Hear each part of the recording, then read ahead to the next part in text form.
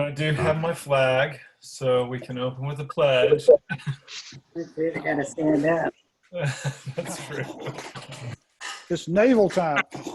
All right. I pledge allegiance to To the the flag flag, of the United States of America, and and to to the republic For which it stands, stands one one nation, under God, indivisible, with liberty and justice for all. Okay. Yeah, that's much more meaningful these days to me.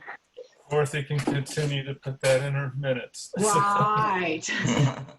All right. So the first thing we need to do is approve the minutes, I guess. Motion to approve. Second, All in favor? aye. Aye. Aye. Okay. And then Wait. Stephen. We needs needed to have Stephen read in his Right. form from that meeting. Okay, good. I Thank was you. just saying that. So Stephen, Thank you. you need to read in your form. What is it called? 88. 8B. Do I have to read the whole thing or just the fact of who I am? And Back. I think Go just down. touch on the basics. Yeah.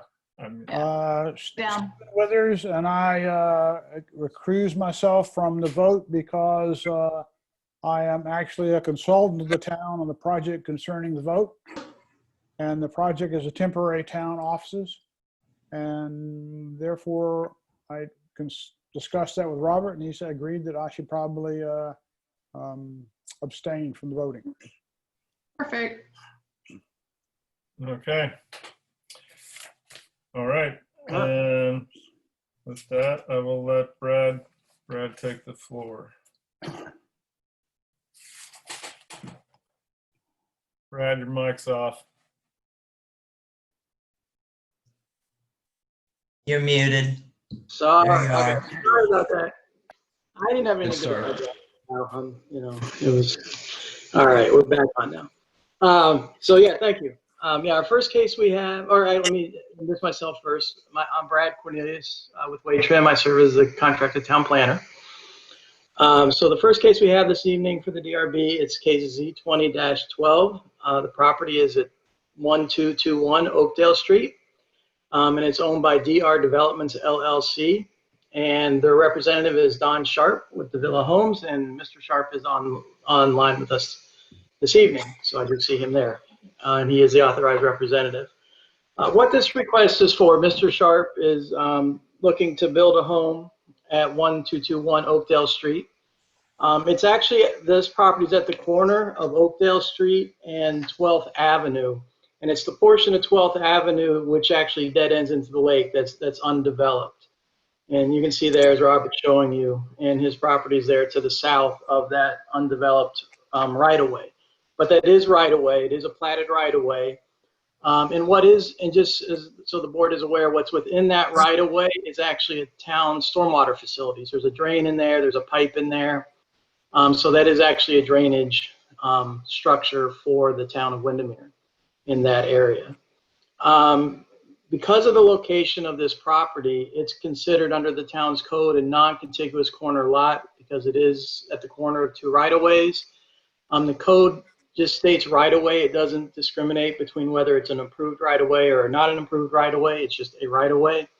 So this is a right-of-way, and it's non-contiguous because it's not adjacent to another corner lot. The setback standards for non-contiguous lots in the town are, of course, 25 feet from the Oakdale Street and 25 feet from the right-of-way at 12th Avenue. And it's also, and then on the other side, on the south lot line, it's 15 feet.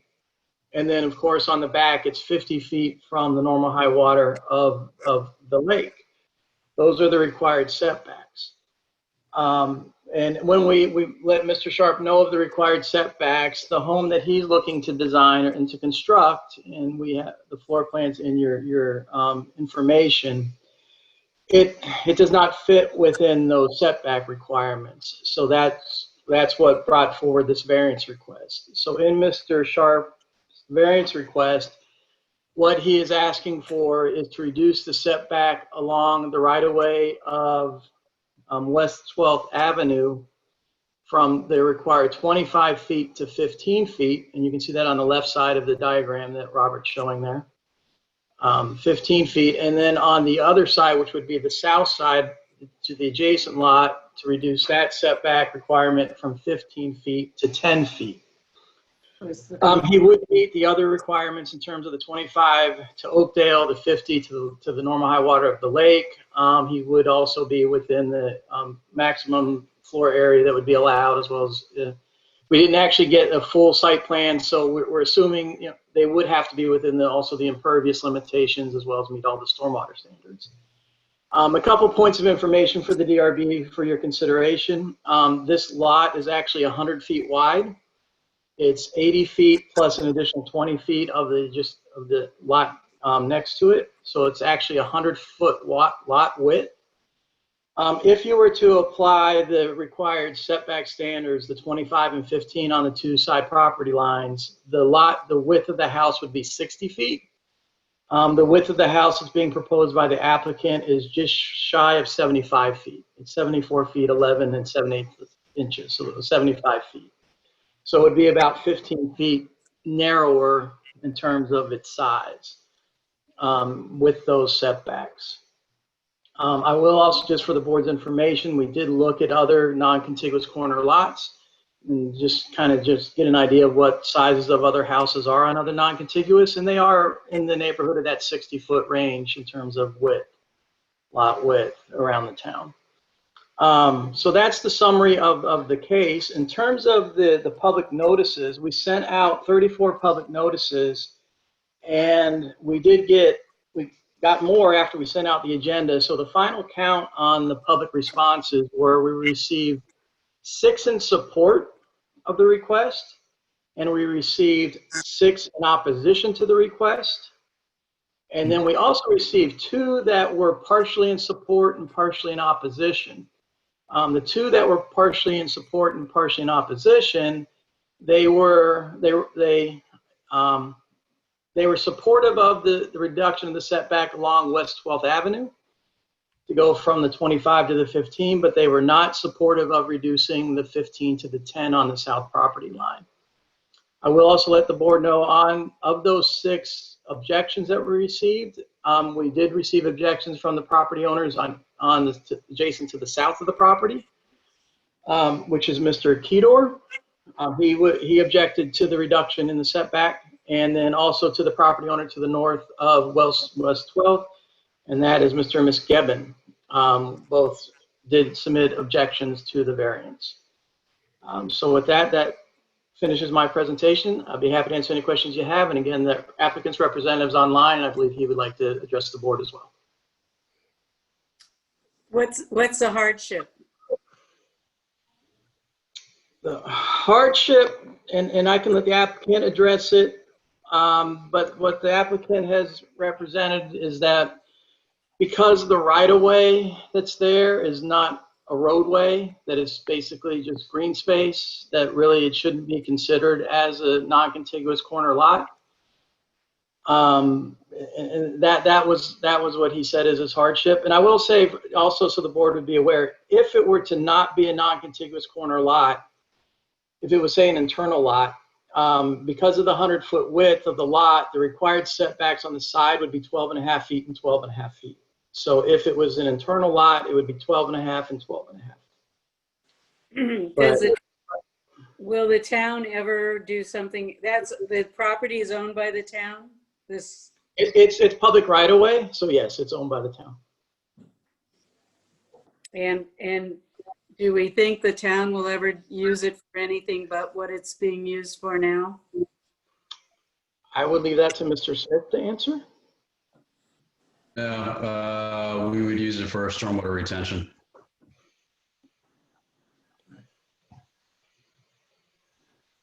And that's what it's currently being used at, and is part of the town's permit for that stormwater system in that area, is for that to be there. Yeah, we're limited on areas where we can retain water, and I'd rather keep what we have and gain as opposed to lose anything. So I don't see us moving away from that philosophy anytime in the near future. Okay. Thank you. Don Sharp, do you want to speak to this? I see that you're with us. You're currently muted, though. Yes, can you guys hear me? Yeah, there you are. Perfect, thank you. Thanks, Brad, that, you touched on a lot of things that I would have, for us, this is a home that we have currently. The property is under our possession. We already have a buyer lined up for it. So when we did our due diligence, we were looking at the code and we were treating that internal side as 12.5 feet. And then our assumption was that that street potentially could be bought. Obviously, that's not going to be possible, obviously, with that storm drain there. And it sounds like that's quite the feat to do in the town of Windermere as well. And so when we proposed this, our initial thought was to kind of slide the house between the lesser of two evils, take a little bit on the internal side and a little bit from the external side on 12th Avenue once we realized that that setback was going to be large. Brad did share with us some of the homeowners' responses. And I think, probably an oversight by us was the neighbors immediately to the south on lot 5, Mr. and Mrs. Keeter, that had an objection. Their objection, of course, was primarily due to the privacy in their letter that they would have. I think they had some objections with the drainage, of course. So my immediate thought was, gosh, of course, we probably should respect that internal setback. We were thinking 12.5. That would obviously push the entire home closer to 12th Avenue. And also I did speak to Mr. Brad Gebbin, who is on lot 49 just to the north of us. They had some misunderstandings on exactly what we were asking for. I did explain it to him. I also pointed him in the direction of Wade Trim to confirm everything that I said. I'm not sure if he's going to be here tonight. I think that was originally his plan, but after him and I spoke about it, he actually did change, and he's like, I'm in favor of that. They thought that we were buying that 12th Avenue area and encroaching closer to his home, and we were going to be about 15 feet away from the wall of his home. So obviously completely different than what we're asking for. We're going to be a little bit over 100 feet away from his house. But that's basically the ins and outs. We would be asking, an immediate amendment to try to help out our neighbors just to the south of us. We'll move the house 12.5 feet, give that setback on the internal side, which would also put the 12th Avenue encroachment a little bit larger to 12.5 feet. And that's all I have. Can you say that again? I'm sorry. The 12.5 feet on each side is what you're looking for now, or I'm a little confused. I think so. Yes. Once we got the feedback from the neighbor to the south and kind of paused for a moment, I think granting them the 12.5 foot on the internal side, as if it was a non-contiguous lot, and then that would push the home 2.5 feet towards 12th Avenue. So we would have 12.5 on each side. Okay. Any questions from Mr. Sharp from the board? How far is it from the lake, the setback from the high water line? Mr. Oper, we did not get a survey with this application, with the house on it, but it's well beyond the 50 feet. Okay. Brad? Yes, sir. On the plan, it shows the air handler units on the south side. Yes, sir. I thought we changed the requirement they had to be inside the setback. Mr. Withers, we tried, but that didn't go through that way. The code still says it can be within 5 feet of the property line. Okay, thank you. Yes, sir. But it does have to be screened. It does have to be fully screened from view. Because I mean, that would be a nuisance to that, neighbor who wasn't screened. Now, my opinion, I'm going to give an opinion now. This is basically just a plan house, from plan book or somebody else. It looks like just like one of those. But this property is not necessarily a plan book property. So I don't think there's any hardship to say, get a house plan that fits on the site as opposed to bringing one in that doesn't fit the site. I would certainly have no problem with the 15-foot on the north side, because if you look at the site map, you know, the neighbors right across the street would have a 15-foot setback because they're contiguous. This sort of happens to be on the lakeside, which we never quite considered that when we took up that contiguous, non-contiguous ordinance back when the DRB a long time ago. So I haven't any problems at all with a 15-foot setback on the north side, but I would restrict the setback on the south side to 15 as well.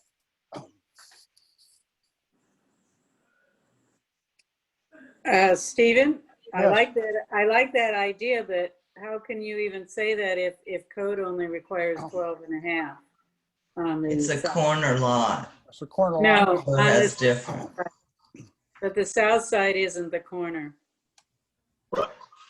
Ms. They're Rose, required. Go ahead.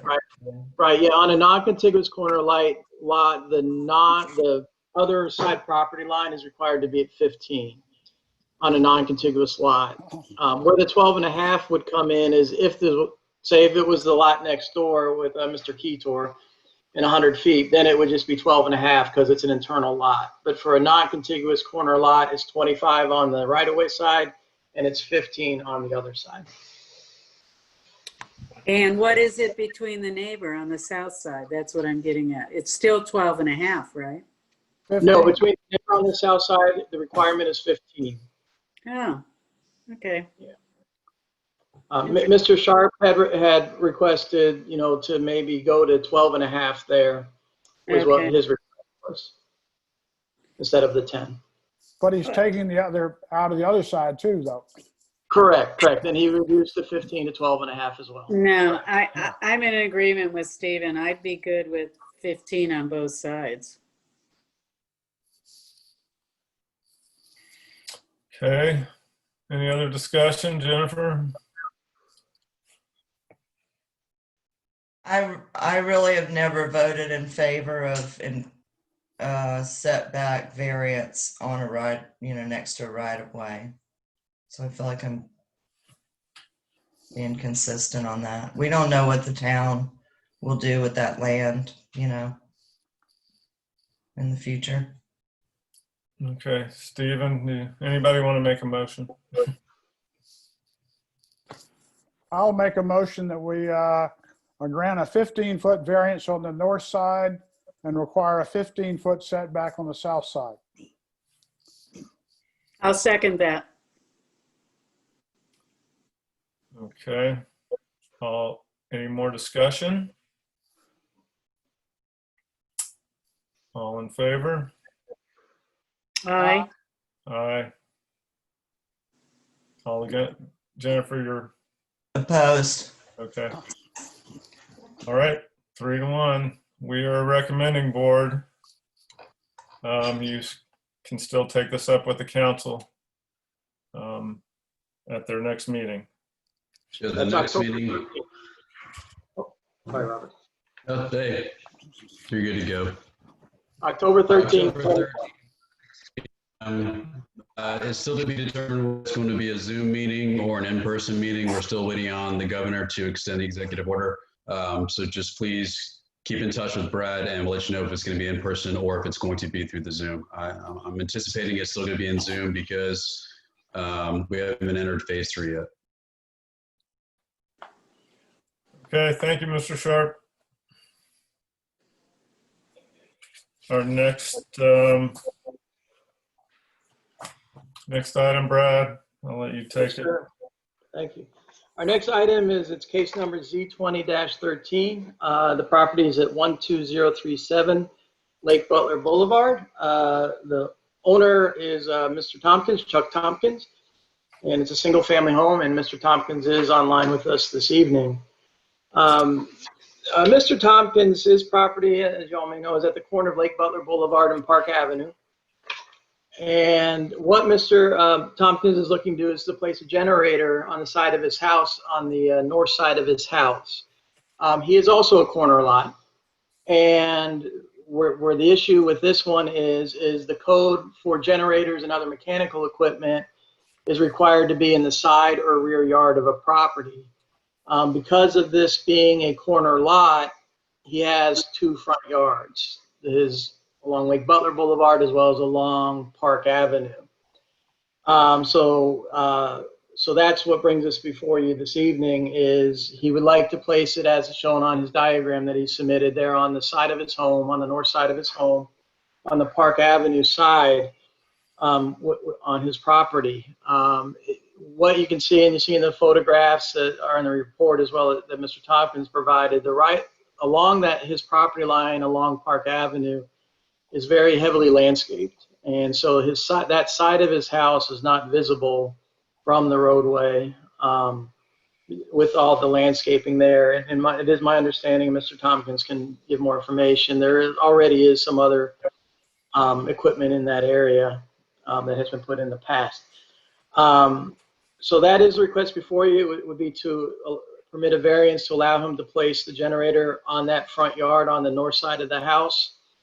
And that is a variance request. We sent out public notices for this one and received 4 in support. We did not receive any in opposition. Again, I have answered any questions for you, and Mr. Tompkins is on the line with us this evening. Okay, Mr. Tompkins, just one question of clarification where the arrow is currently on the screen. I don't know if you can see that, but Yes, I where can. your air conditioning unit is, that's basically the location right in front of the meter and stuff like that, or in that general vicinity. Is that the area that we're talking about? Yes, I plan on placing it I think the code says it has to be 5 feet away from the house. And my plan is to put it right there by the main power supply to the house, which obviously is where the generator people would prefer to put it anyway. Right. Okay. Question. I just want to remind everybody, this is an emergency generator. It's not going to be used all the time. It's when we have those bad storms where our electricity goes out for short periods of time. So I don't want anybody to think that this thing's going to be cranking and going the whole time. What's the power supply, Mr. Tompkins? The power, the one I'm looking at, Generac just came out with a new quiet series. I was very sensitive to the fact that this, when it is going to be used, is going to be making noise. It's a 24K. It can power an air conditioner, my well, and stuff like that. The advantage of putting it on this side too is that my closest neighbor is probably 300 feet away, 350 feet. On the other side of my house, which would be really difficult to place it, I'd be 50 feet away from my neighbor. So I'm placing it not only where it can be hooked up to the house appropriately, but sound-wise, when it is running, when that day comes, the sound would be mitigated for my next door neighbors. I don't think anybody would hear it because the people on that side are across the street and then further away. My question was, is it gas powered or Oh, no, natural gas? it's going to be propane. Okay. I tried to do a Popka gas and I called them, and there's a gas line right across the street. And I asked how much it would cost to run the gas line across the street and do my generator. And it was $14,000 just across the street. And then another $7 a foot to get it to the generator, which basically it was going to be about $18,000 just to hook up my gas. So this will be propane. I plan on burying a propane tank where it won't be seen and it'll be fed by propane. Well, it would seem to me that if you're going to have a propane tank there, I mean, you got to fill that every so often. And the best way to fill it would be off of Park Avenue, not the other side of your house. There's a right-of-way right by my sidewalk. If you go west where that area is, you keep going, there's a place where a truck can park and fill. And that's where I plan on putting the generator too, is further down where they can access it very easily. That's what I was thinking, yeah. Other side would be harder. Oh, yeah. Yeah, I don't even know how they would get to it, to be honest with you. I think this does qualify for a variance due to all the equipment being on that side already. It's definitely set up as a side type yard. You can't see it from the road. And it's better for the neighbors too. Absolutely. And it's better for the neighbors. It's one of those unusual lots also, so, yeah. I'll make a motion to accept it, the variance. Second. Okay, all in favor? Aye. Aye. Okay, thank you very much, Mr. Tompkins. Good luck. Thank you very much. Thank you. Okay, the final item on the agenda, I think, is the membership applications. We have one vacancy. We have 2 applicants for it. Is that correct, Robert? Yes, sir. We have one applicant that is a real estate agent or broker. And the second one is a developer. He recently just developed the 2 homes along Forest that's next to the blue and yellow home that everybody's familiar with. Or maybe not.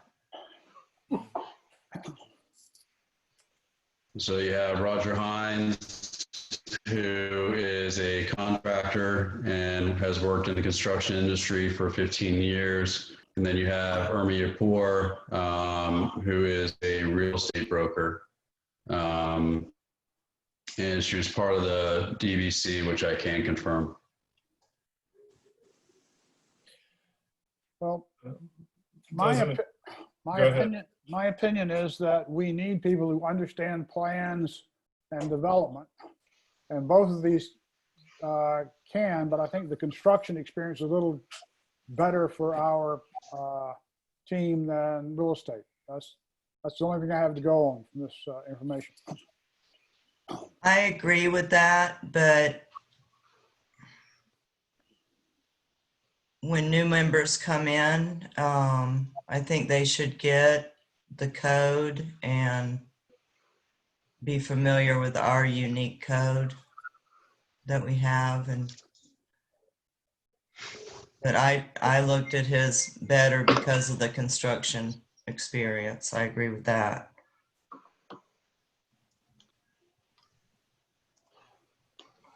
I will let the board know I worked with Roger on the houses, and he knows our code very well because he had to go through a lot of the code to build those 2 houses. So he is very familiar with the town's code. Those 2 houses are rather nice too.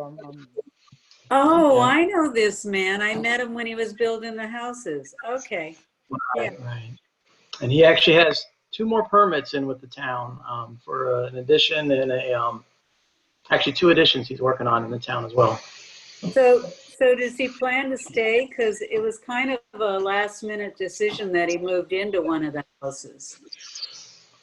My discussion with him is yes, he plans on staying and living in, he lives in one of those 2 houses currently, and he plans on staying there. Okay. Yep.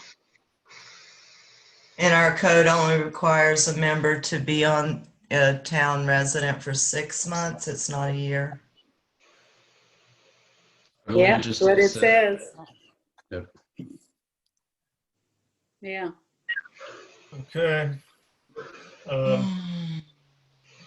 Has he been a town resident for 6 months? I know he's been building in the town for 6 months. I guess he's owned the property. All right, but has he had a residence here? So, Like homestead? We'll confirm residency. They were in the Willows before. Right. oh, okay. Oh, okay. So they've been here. Yeah. Yeah. All right. Well, I'd make a motion to accept Mr. Hines. Second. I'll second it. Okay, all in favor? Aye. Aye. Aye.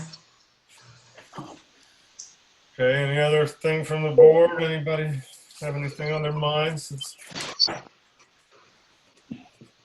Can I bring up that house at 2nd and Main that didn't get torn down and got sold? When we did the lot split back, Stephen, weren't you there? Yeah, yeah. Oh, second, yeah. Mr. Price wanted to do 2 houses. He was gonna tear that down and build one for Right. himself. Price. But I And then think he he sold flipped it. it. He Yeah. flipped it to second, and now no one tore it down. They split the lots. It's, I guess they cut the back porch off the original Right. house. Right. What's the setback there between those? Well, the setback is 10 feet. With the new house that was constructed, it's 10 feet from the property line, which is the required setback for that new house. They had to, as part of the condition, was they had to remove the encroachment on the other property, which is why they took the porch off the back of the other house. It did not necessarily require the entire demolition of that front house. However, and what I have told realtors that have called me about that house that's for sale is that they can't do anything to that house. Basically, if anybody wants to buy that lot, that house will need to be torn down and something new to be built because of its. Okay, so is the rear of that house, which is now the side yard, or one of the rear yards, I guess, what's the setback left over from the old house? The old house where they took the porch off, it's basically right on the property line. Okay. Yeah. That's why they can't really do anything with that house. They can't do an addition to it. It looked like there were being roof repairs and some, live-in type repairs done to it, but that's okay. I'll have to look. I don't recall permits for that, but I'll have to double check that. Okay. Yeah, I just remember, had we not flipped it to second, there wouldn't have been a way to do what just happened. But since we did flip it, I don't know if there was anything agreed to about that, Stephen. I don't know if you remember. I don't think we agreed to that. I think it came later. I thought we flipped it to main and then we flipped it back to second. Yeah. Right. It went back and forth, I think, 3 times. And then when we flipped it, Right. 3 times or just twice? I think, it actually got flipped once before we started working with the town, then it did twice when we started working with the town. And when it was on Main, that was a condition to tear it down because that house ran across both of the lots. Yeah, that was right. But then when it got turned to second, we only had the encroachment now, which they took off when they built the new house.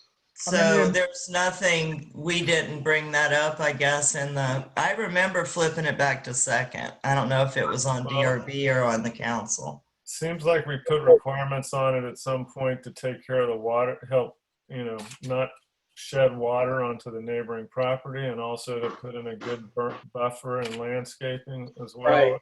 Yeah, because he was worried about the house being so close to his rear yard. Yeah, Right, well, anyway. Right. Which they did. They put up the fence between the homes. They put in the landscaping that was required between there and the house next to it on the other side, and as well as they put in a very elaborate in-ground stormwater system there as well. Okay. And that all meets this. It's just the original house that is kind of but I think they're looking funny now. The decision was right to bring the driveways off of second instead of main.